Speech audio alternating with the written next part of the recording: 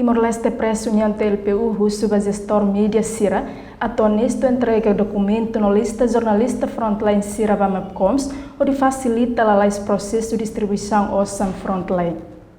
Presidente Timor-Leste Pres União, hatoi da neba jornalista televisão Timor-Post Ihadili, sexta-feira semana kotuk, relaciona com a declaração Russi Ministério Finanças com dados jornalista Frontline Sira sedau fixo. Ita laos exige buat nebe laos ita ni direito.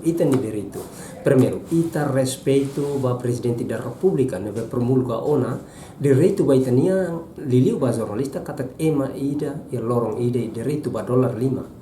Ba ema hotunian ema hotuona tambah sama jornalista nian to agora sedau antau ida nema kita husu ita ni direito homos ita respeito ba Presidente da República nebe promulga ona ita ni direito nem. Com a importância husi distribuição subsídio Frontline, candido hateteng nela os exigência mabe jornalista sira ni direito, tuir lei nebe promulga husi Presidente da República. Mas be o hindader iha ona informação husi Ministério Finanças katak sira ia failan supalo nebe sira haruka ona ba ia Ministério Mapcoms atau bele verifica fila fali dados balung nebe sedau completa.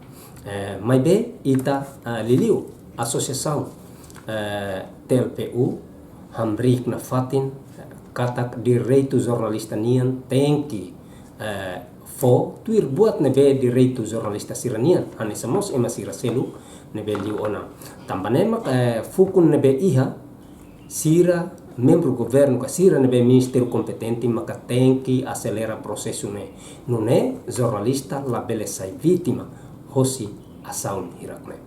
Candido aprecia Ministério Finanças, nebe halo reação la lais ba exigência husi jornalista sira, atu clarifica subsídio linha frente, profissão jornalista sira, ba serviço contra Covid-19.